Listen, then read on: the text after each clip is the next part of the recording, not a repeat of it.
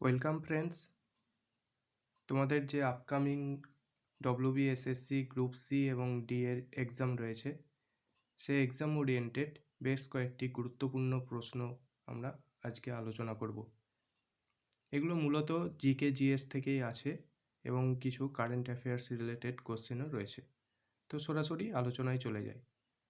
প্রথমে যে কোশ্চেনটি রয়েছে, যে নিচের কোন ভারতীয় সঙ্গীতজ্ঞকে গজল কিং বলা হয়?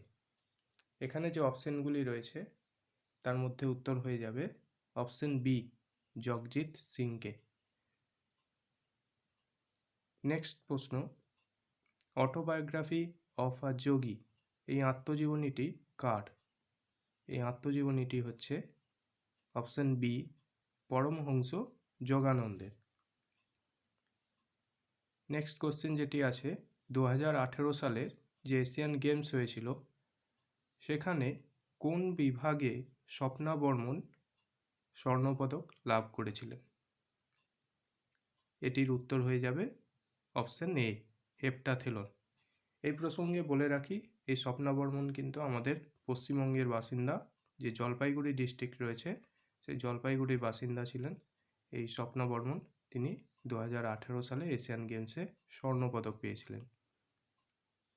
পরের প্রশ্ন, বৈভব সৌরভ এবং গৌরব, এটি কোন রাজ্য কর্তৃক প্রদত্ত অসামরিক পুরস্কার?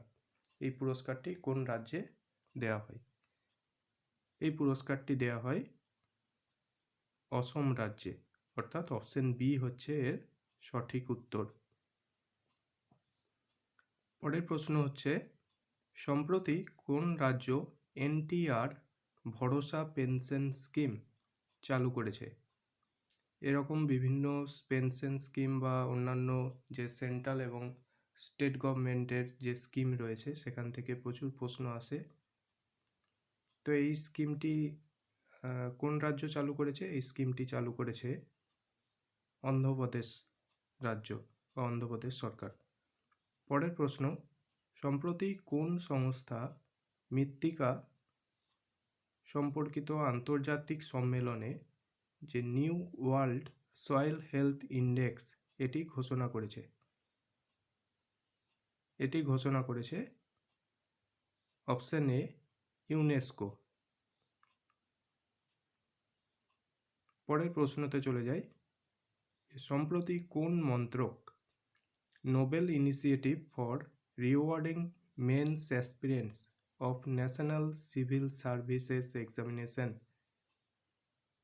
এটার জন্য যে নির্মাণ পোর্টাল এটি চালু করেছে? কোন মন্ত্রক?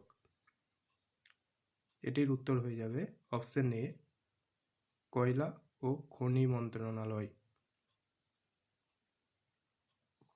পরের প্রশ্ন,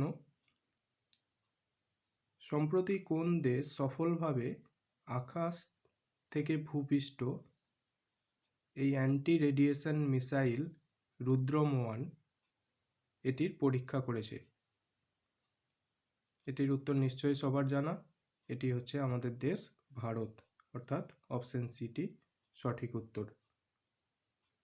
পরের প্রশ্নে চলে যাই, সম্প্রতি কোন সরকারি সংস্থা সম্পূর্ণতা অভিযান চালু করেছে? এটিও একটি স্কিম, এটি চালু করেছে অপশন সি, অর্থাৎ নীতি আয়োগ।